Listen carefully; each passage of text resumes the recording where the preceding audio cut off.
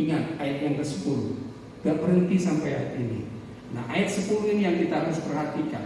Setelah kita diselamatkan, karena kita ini apa? Buatan Allah. Haleluya. Saudara lihat kiri kanan, katakan ini made in Jesus, made in surga. Amin. Kayak saudara gak yakin? Gini-gini wajahnya made in Jesus, buatan Allah, diciptakan 2 kali lagi, diciptakan dalam Kristus Yesus. Nah, luar biasa. Untuk apa? Melakukan pekerjaan lain. Itu tanggung jawab saudara dan saya. Itu tugas saudara dan saya setelah kita menerima anugerah keselamatan dari Tuhan. Kita sudah made in Jesus, dibuat dari Yesus, saudara. Tujuannya untuk apa? Melakukan perbuatan yang baik, bukan perbuatan yang jahat. Kalau orang Kristen menyadari hal ini semua, gereja aman, dunia aman. Iya Pak, iya. Halo. Ada tanggung jawab, ada tugas yang kita harus sama-sama lakukan, yaitu perbuatan baik kita. Bukan perbuatan jahat. Perkataan kita harus baik, pikiran kita harus baik, hati kita harus baik semuanya. Halo. Suami-suami perkataannya harus baik, tangannya harus baik, kakinya harus baik. Pikiran dan apa yang kita lihat semua harus baik, bukan yang jahat. Amin. Pengen mana? Sukacita enggak saudara melakukan pekerjaan yang baik? Saudara senang? Saya sangat senang saudara. Saya bilang iya Tuhan. Kalau saya ingat dulu saya siapa ini? Yang saya lakukan sebuah hal yang jahat sebelum dalam Tuhan. Tapi setelah saya menerima Yesus sungguh-sungguh, hidup saya diubah, hati saya diubah, pikiran saya diubah, perkataan saya diubah, cara saya melihat orang diubah semua. Semua berusaha untuk yang baik. Amin. Gereja ini akan menjadi yang begini belum pernah dilihat orang. Jemaat yang seperti ini. Amin. Luar biasa saudara. Hanya orang yang sudah menerima anugerah Tuhan, yang sudah diubah, sudah diciptakan dalam Kristus, yang bisa berbuat baik. Tepuk tangan saudara. Saudara adalah orang-orang yang luar biasa. Dunia ini semua perbuatannya jahat, tapi saudara dan saya hanya berbuat baik. Amin. Yang dikatakan apa? Yang dipersiapkan Allah sebelumnya. Ia mau supaya kita hidup di dalamnya. Luar biasa, saudara. Saudara, Tuhan tak mau saudara hanya jadi orang Kristen yang beragama, yang duduk-duduk di tempat ini, tiap minggu nyanyi-nyanyi, tapi saudara hanya tidak hidup di dalam perbuatan baik yang Tuhan sudah siapkan. Tuhan tak mau. Wah, kalau kita bisa semua menyadari hal ini, ada tanggung jawab yang luar biasa yang harus kita lakukan. Dunia aman, gereja Inggris tidak pernah akan jadi, tidak ada yang gosip di tempat ini. Tidak akan terjadi perpecahan lagi di tempat ini. Gerejanya akan jadi besar, gerejanya akan jadi berkat. Amin. Kok nggak dibutuhkan sih? Untuk Tuhan, bukan untuk saudara, bukan untuk saya. Enggak. Jauhkan dari semua kesombongan. Saya bilang Tuhan, kalau gereja semua jemaat di tempat ini menyadari, kita akan menjadi jemaat yang luar biasa. Itulah yang dibilang, terangmu akan bercahaya di tengah dunia yang gelap ini. Perbuatan baik kita yang kita lakukan, orang akan melihat dan memuliakan Bapa kita di surga. Bukan memuliakan gereja ataupun pendetamu ataupun namamu, tapi memuliakan Bapa kita di surga. Keluarga Kristen tidak ada yang cerai. Enggak ada, anak-anak semua hidup rukun damai. Perusahaan-perusahaan anak gereja, orang-orang, anak-anak Tuhan yang sungguh-sungguh akan damai, akan diberkati Tuhan. Karena di mana ada kesatuan, Tuhan akan memerintahkan berkatnya. Haleluya. Haleluya. Amin. Jadi berkat gak usah dicari, saudara. Kita hidup dulu dalam kesehatian suami istri, keluarga dulu, anak-anak sehati. Di situ Tuhan akan perintahkan berkatnya. Mazmur 133. Iya Pak, iya. Nggak usah dibaca ayat itu, saudara, bacakan. Itu berkat rumah tangga kamu. Aduh, betapa indahnya. Tuhan senang kalau kita hidup di dalam kebaikan. Jadi ingat, iman yang menyelamatkan harus disertai dengan apa? Perbuatan yang baik.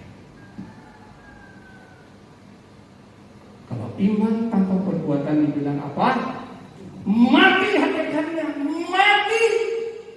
Saudara, orang mati gak bisa menyelamatkan kita. Kalau saudara mati, saudara kan bisa menyelamatkan dirimu sendiri, apalagi orang lain. Tapi karena saudara punya iman yang hidup yang sempurna, yang bisa menyelamatkan saudara dan orang lain. Kita lihat Ibrani pasal 11 ayat yang ke-7. Ini iman yang menyelamatkan. Yakobus 2 ini mengatakan iman yang tidak menyelamatkan. Nah, Ibrani 11 ayat 7 dikatakan. Saya baca ayat 7 aja. Saya ambil satu contoh aja. Saya nggak usah baca ayat 8 sampai yang ke-12, contoh Abraham. Saya ambil satu contoh aja. Ibrani 7. Kita baca sama-sama. 1, 2, 3. Karena iman, maka menurut dengan petunjuk Allah tentang sesuatu yang belum kelihatan, dengan taat mempersiapkan batra untuk menyelamatkan apa? Keluarganya. Dan karena iman itu ia menghukum dunia, dan ia ditentukan untuk menerima apa? Kebenaran sesuai dengan apa? Imannya. Luar biasa, saudara. Nah, ini iman yang menyelamatkan. Apa artinya iman menyelamatkan? Iman yang menyelamatkan artinya, saudara, kita taat kepada perintah Tuhan dan kita mempersiapkan hidup kita. Haleluya. Jadi ada perbuatan, saudara, yang saudara harus lakukan. Nuh ini adalah seorang petani biasa. Kalau saudara baca di dalam Kejadian 9, Nuh ini seorang petani, saudara, yang tidak ada apa-apanya, orang deso. Tapi Nuh luar biasa, hidupnya berkenan di hati Tuhan. Makanya waktu Tuhan mau binasakan bumi, di Kejadian pasal 6, saudara bisa baca pasal 7 dan pasal 8. Bagaimana waktu Tuhan mau turunkan air bah itu, saudara, mau lenyapkan dunia ini, saudara, karena dunia ini semua hidup berbuat jahat. Hati Tuhan sedih, hati Tuhan menyesal menciptakan manusia, karena manusia semua dikatakan pikirannya apapun yang dilakukan semuanya adalah hal-hal yang jahat. Tuhan mau binasakan dunia ini, mau hapus semua manusia di dunia ini. Tapi Tuhan melihat ada seorang yang namanya Nuh, hidupnya berkenan di hati Tuhan, dia hidup benar di hadapan Tuhan. Tuhan berfirman kepada Nuh, buat batra. Padahal dia seorang petani. Gak mungkin dia bukan ahli untuk perkayuan membuat batra. Tapi Tuhan pilih dia untuk buat batra. Nuh taat. Saudara baca di dalam Kejadian pasal 6 ayat 52. Di situ dikatakan Tuhan suruh buat ukurannya, batranya seberapa besar, saudara, seberapa ukurannya. Nuh melakukan semuanya itu persis apa yang difirmankan oleh Tuhan. Luar biasa, imannya luar biasa. Makanya Nuh diselamatkan. Haleluya. Nuh bukan hanya menerima firman lantas duduk-duduk. Nuh membangun batra 120 tahun lamanya. Nah, waktu dia membangun batra, tidak ada seorang pun pada zaman itu mau mengikut dan terlibat untuk membangun batra bersama. Nah, saudara, Nuh taat pada apa yang Tuhan katakan. Itulah iman yang menyelamatkan. Dan Nuh mempersiapkan batra. Luar biasa. Kata mempersiapkan ini luar biasa, saudara. Jadi iman tidak cukup hanya kita taat, tapi harus mempersiapkan. Nah, saudara, saya mau kasih tahu saudara. Saudara percaya hari ini sungguh-sungguh punya iman kepada Tuhan? Halo? Tolong yang punya iman yang sungguh percaya kepada Tuhan, angkat tangan, jangan tanggung-tanggung. Coba tolong saya mau lihat. Saudara ngerti ya? Oke, puji Tuhan, semua angkat tangan. Saudara percaya ya kepada Tuhan, beriman ya? Nah, sekarang pertanyaan saya kedua, saudara percaya nggak bahwa Tuhan akan datang kedua kali? Nah, kalau saudara percaya, mari kita harus taat perkataan Tuhan, kita harus mempersiapkan hidup kita, amin, untuk kedatangan Tuhan yang kedua kali. Haleluya! Kita nggak bisa santai-santai, kita nggak bisa hidup semaunya kita hari ini. Kita harus bisa menunjukkan bahwa kita punya iman yang taat, mempersiapkan hidup kita hari ini, saudara, untuk menyambut Tuhan Yesus datang kedua kali. Alkitab katakan dengan jelas sebelum Yesus datang kedua kali akan terjadi, saudara, kesukaran yang besar, sangat menakutkan. Saudara bisa baca di kitab Wahyu pasal 8 dan seterusnya, saudara, dan kitab Matius pasal yang ke-24. Di situ mengatakan bagaimana nanti dunia ini, saudara, ada penghukuman yang begitu menakutkan. Ada kuda putih, ada kuda merah, kuda hitam, kuda hijau kuning, saudara, yang Tuhan utus untuk menghukumi dunia ini sebelum Yesus datang kedua kali. Jadi saudara dan saya, sebelum masuk pengadilan yang besar ini, saudara dan saya yang sudah percaya kepada Tuhan dan sungguh-sungguh mempersiapkan hidup kita kepada Tuhan menyambut Yesus datang kedua kali, sebelum peristiwa itu terjadi, saudara dan saya sudah diangkat oleh Tuhan masuk dalam kemuliaannya. Haleluya! Saudara dan saya tidak mengalami itu, saudara. Karena saudara dan saya yang punya iman dan taat mempersiapkan hidup kita. Kata mempersiapkan ini penting, saudara. Saya kasih contoh. Seandainya seluruh dunia ini tahu bahwa pada saat ini ada terjadi virus COVID, saudara, 19. Dan seluruh dunia sudah tahu, pemimpin-pemimpin dunia sudah tahu. Dan kalau mereka mempersiapkan menghadapi COVID-19 ini, saya yakin dan percaya tidak banyak yang meninggal, tidak terjadi kebingungan, tidak terjadi ketakutan yang begitu mengerikan. Iya Pak ya, karena sudah dipersiapkan obatnya, antivirus itu. Saudara, betapa malangnya saudara dan saya sebagai orang yang bilang percaya Yesus adalah Tuhan dan Juru Selamat kita, beriman kepada Dia. Kita percaya semua firman Tuhan setiap minggu dengan khotbah, tapi kita nggak pernah mempersiapkan hidup kita. Ketika waktu Yesus mau datang kedua kali, kita bingung, kita kewalahan, kita nggak tahu bagaimana, apa saya diangkat apa enggak. Kalau saudara selalu mempersiapkan hidupmu, kita nggak perlu khawatir kapan Yesus mau datang, kapan kita menghadap Yesus. Betul nggak? Halo? Kenapa untuk hal yang kekal kita tak mau mempersiapkan hidup kita hari ini? Dunia hari ini, saudara, pemimpin-pemimpin dunia bagaimana mempersiapkan obat anti COVID ini supaya rakyatnya, saudara, tidak banyak yang meninggal lagi, saudara. Itu hanya sementara kehidupan, tapi untuk kehidupan yang kekal, saudara dan saya yang sudah tahu tapi tidak mau mempersiapkan diri. Betapa bodohnya kita, betul nggak? Alkitab katakan setiap orang yang berseru Yesus Yesus Tuhan, yang mendengar firman Tuhan tapi tidak melakukannya, dia bilang dia orang yang bodoh. Yang mendirikan rumah di atas pasir, ketika banjir, ketika hujan datang, rubuh rumahnya, hancur total. Tapi orang yang mendengar firman Tuhan dan melakukannya, saudara, itu adalah orang yang bijaksana, yang membangun rumah di atas batu karang. Mau datang hujan, mau banjir, mau apa, tidak ada masalah, karena sudah dipersiapkan. Amin.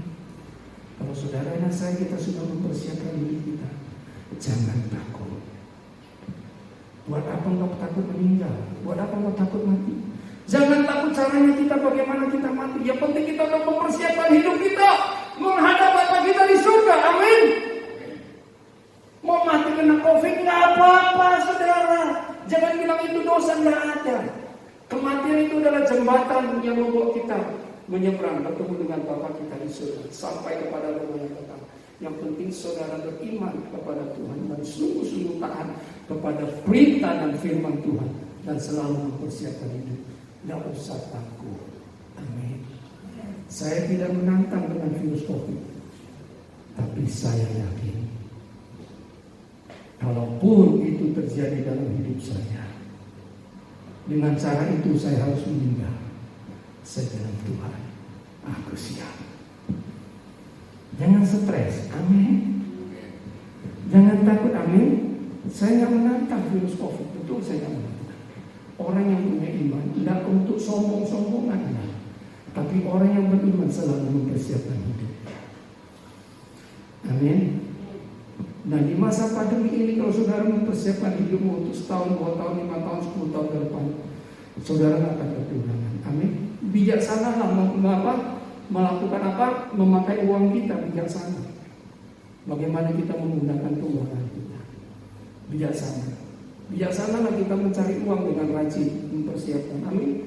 Kita nggak kewalahan. Kalaupun ini COVID mau 5 tahun, mau 10 tahun, kita nggak kewalahan.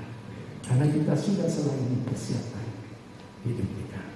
Segala sesuatu yang dipersiapkan pasti jauh lebih baik daripada yang dipersiapkan. Amin. Ada orang mau menikah di sini tanpa persiapan? Pernikahannya pasti akan kacau balau. Hai anak-anak muda, dengar. Sebelum kau masuk dalam rumah tangga, persiapkan hidupmu. Berdoa sungguh-sungguh. Suamimu yang mana, istrimu yang mana, berdoa pada Tuhan sungguh-sungguh. Kalau kau mempersiapkan hidupmu, kau melakukan firman Tuhan, Tuhan kasih yang paling bagus dan Tuhan tahu mana yang terbaik. Dan kau akan masuk rumah tangga yang berbahagia. Karena sudah dipersiapkan. Amin. Jangan masuk pernikahan itu karena saudara sudah terlanjur tidak ada persiapan. Karena nafsu. Saudara, kalau kau tak bertobat sungguh-sungguh, nggak ada anugerah Tuhan, kau akan bayar harga mahal dalam rumah tangga. Tapi kalau kau mempersiapkan, kau akan masuk rumah tangga yang bahagia. Saudara siap menyambut Yesus datang kedua kali? Saudara punya iman? Saudara siap? Haleluya! Jangan merasa rugi melakukan firman Tuhan. Jangan merasa rugi. Tepuk tangannya kau tanggung. Amin. Saudara jangan merasa rugi, saudara. Tidak pernah rugi saudara melakukan firman. Saudara pasti akan diberkati Tuhan. Mari kita bangkit berdiri. Haleluya.